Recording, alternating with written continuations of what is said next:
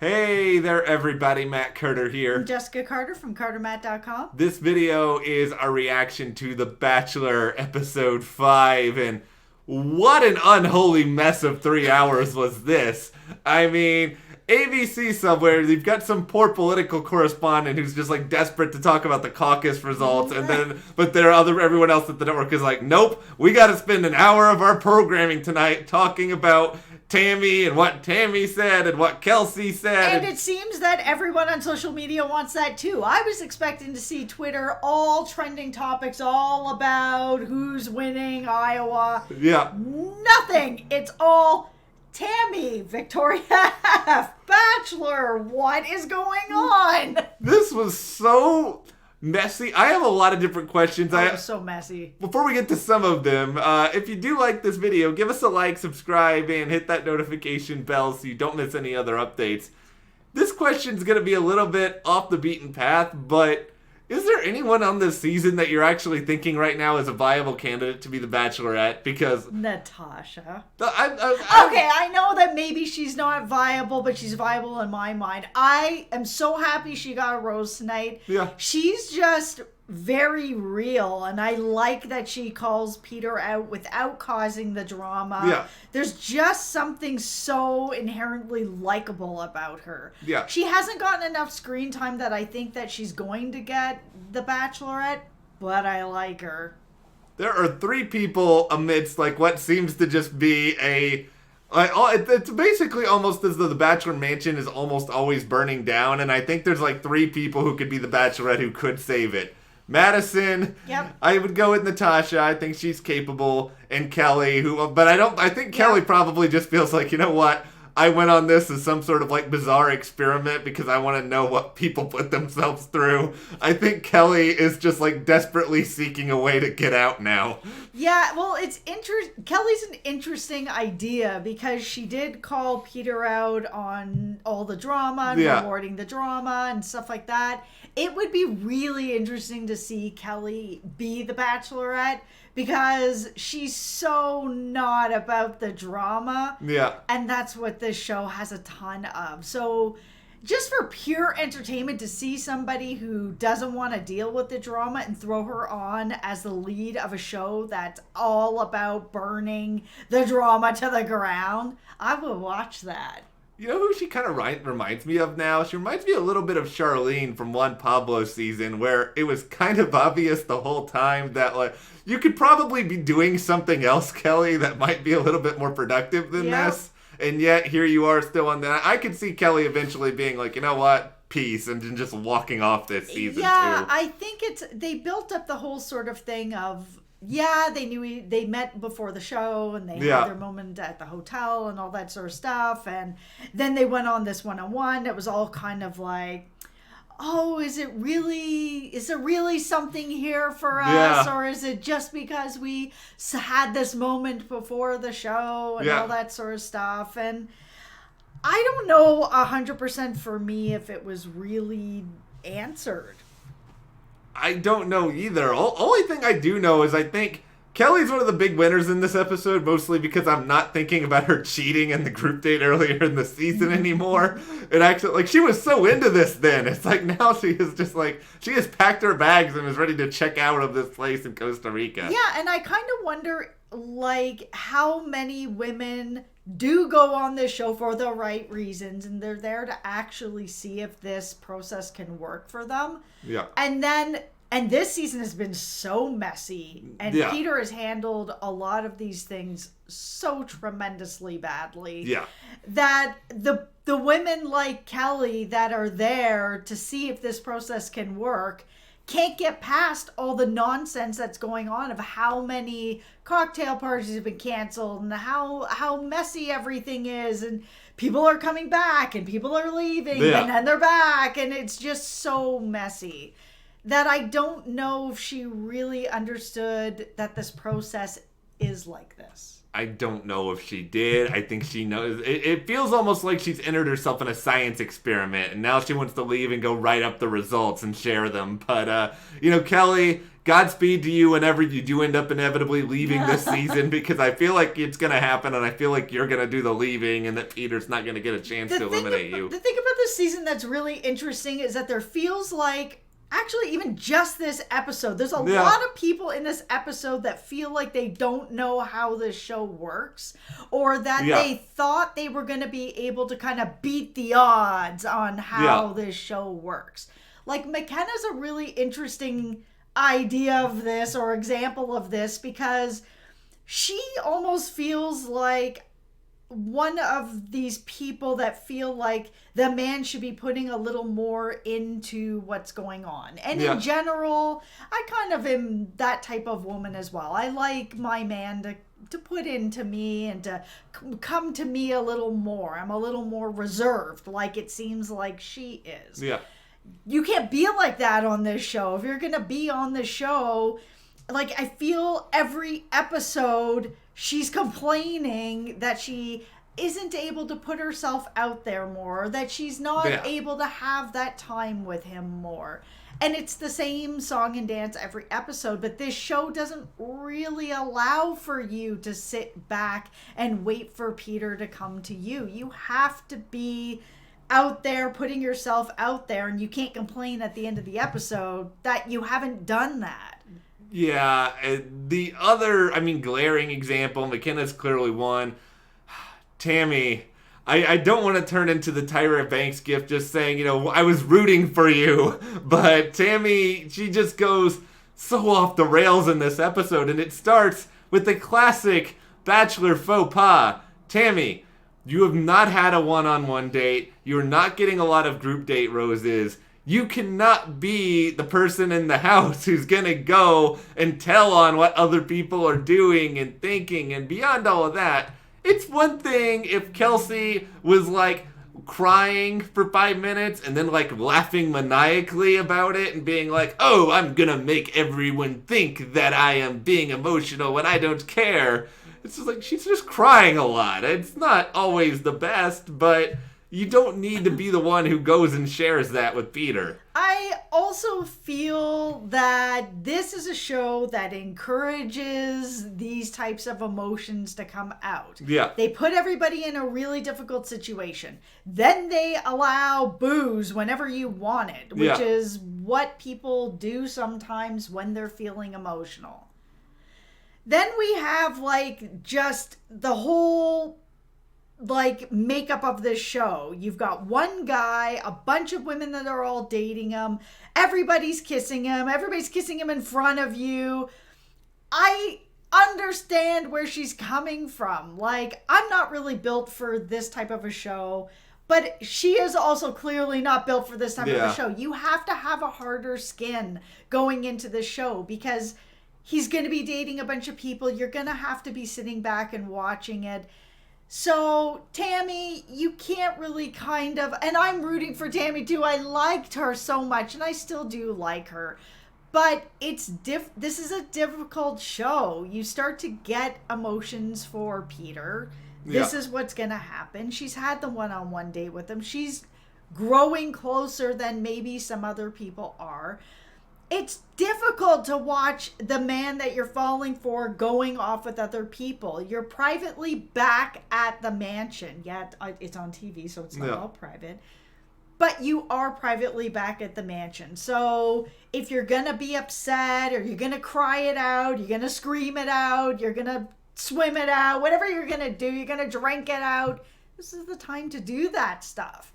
So I don't feel bad that she's gone this route and that she's crying it out. She's drinking it out. I think a lot of people do that on this show. I think that is a part of it. I think it is. It's stressful. It is stressful. I've been on reality TV and it's stressful, and you go through all these different emotions over the course of a day and you don't think straight. I don't know what Kelsey is like on the outside world. I mean, Kelsey, it does feel like she is very much that person, and we see this person every season, and it does get exhausting. It's really hard for me seeing somebody with all these other people. It's understandable emotion, but it's also the same storyline we see all the time. Yeah, but I think that there's a reason for that. Yeah. I think that this is a highly stressful environment, and it is extremely difficult to be growing emotions for somebody and then watching them go out with other people. You know what you signed up for, but you don't really know what this relationship and this whole experience is like until you're in the thick of it, and then you're trying to find a way to deal with it. So some people are able to deal with it. We've seen the Madisons and Hannah Ann's are able to kind of be like, okay, I'm just going to try to put on some blinders and deal with just my relationship. And that's usually the way that a lot of people get through it.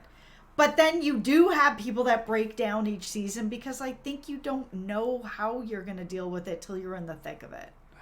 What's so hard about this episode is I usually like to have like a stance, like, oh, I'm team this person, or oh, I'm team that person. It's like I'm team Tammy made a bad decision, but I also, I still like Tammy in a lot of ways, but then at the same time, I'm conflicted in a lot of ways, and Peter Weber knows a lot about being conflicted this season, obviously, but I don't know who really I should be siding with at given moments, because I sort of understand at times where Tammy is coming from, though she made some very bad decisions, and then Kelsey, I understand why other women may look towards that and be like, okay, this is being a little bit much. You went on about Champagne Gate for like 4 days, and now, you're getting really upset about all this other stuff. Well, the other thing is, and I think you even mentioned this from your geek experience, that you're in an experience where you're at the mansion. There's nothing else to really do. Yeah. So you're not reading stuff or checking stuff on the internet. You're really isolated. So when you're on The Bachelor, all you have to talk about is Peter. There isn't a lot else after you've kind of got to know each other, get to know each other kind of stuff. All you have to focus on is Peter. Yeah. So if Peter is off with somebody else, then the only other thing you have to focus on is what's going on in the mansion, which is, maybe eating, drinking, exercising a bit, and talking about Peter. So with booze being so readily available, and you're drinking and you're having fun, or you're whatever, this just seems to be the inevitable way that it's going to go. And that's why it happens every season to so many people. I really just wonder this. If Tammy had not said anything at that one moment, would all of this have been avoided? Like, would we have none of this drama? I think it's, I don't know. I think it's hard to say, because I can see why people in general are getting upset about people just becoming extra emotional about stuff. Yeah. But then it's a situation that they're put in to be emotional about stuff. Yeah. I can just see it all kind of getting on people's nerves, whether she said something or not. Yeah. There could have been another explosion somewhere else, but this was just going off on every single direction imaginable. And it was messy. It was also kind of exhausting. Like I'm usually down for the fun drama, but it was like at a certain point this just wasn't fun. It was talking about, whether or not someone has a drinking problem, and that's serious, and it is serious, and that's the thing. Like, maybe it's just because they're in this situation. Booze is always there. There's nothing else to do. You're upset. You have a drink. It's always there. Does she have a drinking problem? Probably not. And so to say something like that, you better be sure. Yeah. Like, real sure. Yeah, and it just wasn't, and that's why, I would much rather talk about things like Kelly cheating or Champagne Gate, because those are just funny. And this is serious in a lot of ways. It goes back and forth forever. And I also wonder, like, was this episode just too long? Yeah, it was. For it being 3 hours long, it having these kind of dramatic moments that were actually kind of serious, because you're talking about alcoholism, you're talking about pill popping, which isn't something that I don't think it's something that needs to be talked about again, unless you're 100% sure that there is a problem that's going on here. Yeah, it was way too much on a lot of this other sort of stuff. Eventually we get to, another maddening confrontation, the Sydney versus Tammy shouting match, and it was sort of like, okay, Sydney, I get it, you're getting really fed up, but also Tammy kind of right at the same time that Sydney was meddling in a lot of other stuff that was going on. But okay, I'll do a quick aside. Yeah, I'm not a Sydney fan, so I had no problem with Tammy kind of reading her the rights. I don't know what it is. They are saying that they have chemistry together, but I am not feeling it. I don't know.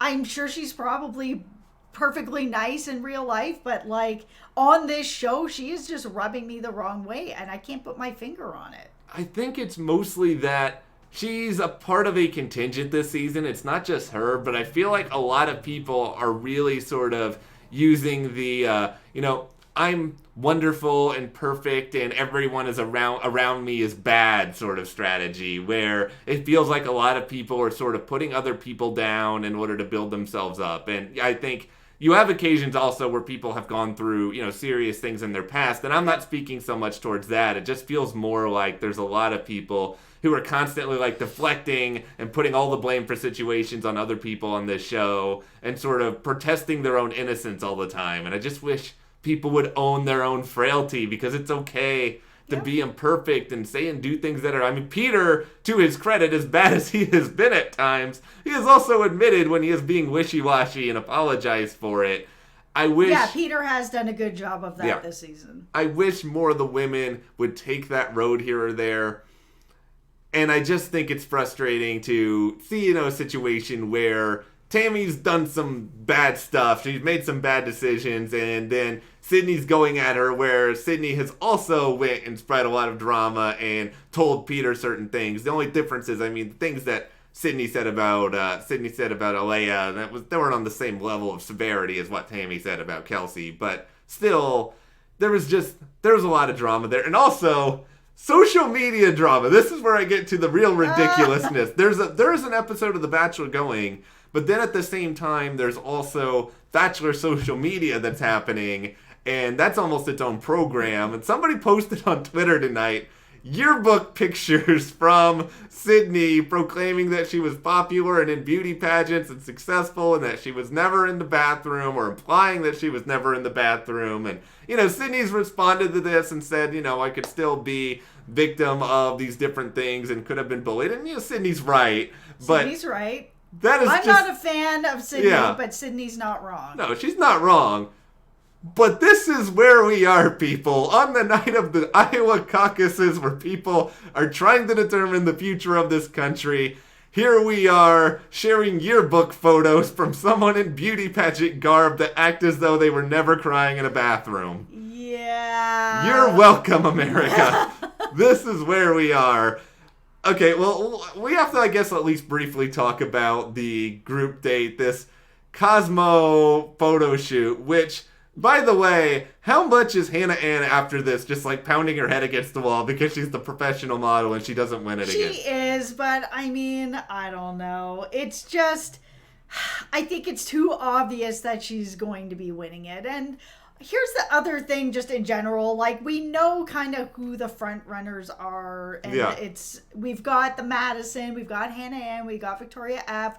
It's at this point, it doesn't matter who wins any of these things, because they're all going through to the end. That's just what it feels like. Yeah, this is just all pure nonsense, and it's just really an excuse to have these long, lingering shots of Kelsey just in despair. And really, the only evidence we saw that Victoria F was good at this was that she kissed Peter, and that was kind of it.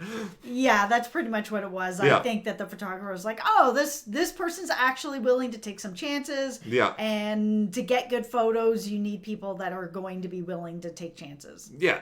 This is what makes this whole situation even weirder, is that this really was just like a total nothing challenge, because the reward, being on that Cosmo cover, is not happening because of controversial stuff that Victoria did in the past that has been surfaced, and, it's probably a different discussion for a different place, but Cosmo decided to not put out the cover, so that's going on. If you're looking for the cover, it does not exist. Not happening. It is just out there in the void. So, yeah, nothing happened at this. Nothing really was gained out of watching people sit around and argue. All of them are also still kind of there. Yeah. We lost a lot of people, but they're all sort of just complete. Lexi, I kind of remember because she was like the one redhead on the entire season. But she's had no real screen time. The people that left, it was not that shocking. No, there was nothing that, in the end, there was nothing that shocking that happened in this episode. I mean, ALAYAH goes home early, and that's the weirdest thing. ALAYAH wasn't even really a part of any of this. No, which is something that we predicted anyways, because she wasn't really in the upcoming, promo for the next episode. Like, if she was going to be there, she was going to be in that promo, and she wasn't. Yeah, ALAYAH would have been taking that big old ladle and just, stirring that pot, but I kind of wish ALAYAH was there, because I feel like if she was, the drama we would have had would have been more stupid drama, and I'm good with the stupid drama, which we have to give our Emmy for the night to the Bachelor editing team for the reenactment of Peter's head injury. Was by far... They have gotten really, really good with the reenactments on this show. That was good. In between that and what was it earlier this season, the teacup ride debacle. Yes. This is what I watched The Bachelor for. Yes. I even love the post-credit sequence with the anonymous voice modulator. And it's, of course, Chris Harrison just sitting here spilling all the tea. Yeah, overall, this was not one of my most favorite episodes. It felt a lot more negative than than the rest of the season has been. Yeah, there's been a lot of drama and a lot of fun and stuff that I'm more into. Yeah. This episode felt a lot more negative than it needed to be. Yeah. It may have also been that it was 3 hours long. It was 3 hours long. And a lot of it dragged, but yeah, not my favorite episode of the season. No, nobody really comes... I mean, I guess Kelly comes off slightly better, but And Natasha got the rose, so I'm happy about that. But besides Natasha getting the rose and that wonderful reenactment of the golf cart incident, not my favorite episode. Not the best. Not a lot of good stuff ends up going on here. A lot of people come out looking worse, but... We will preview episode 6, which is coming on Wednesday in another video. So if you did not get enough Bachelor tonight with 3 hours, you got, I think, a couple more. I think we're going for a 5-hour Bachelor marathon this week. Yeah. I mean, you get some caffeine to stay awake, everyone. Also, let us know what you thought about this episode in the comments. And if you do like this video, give us a like, subscribe, and you can support us more by checking that link in the description to the CARTERMATT store. And we'll see you here next time.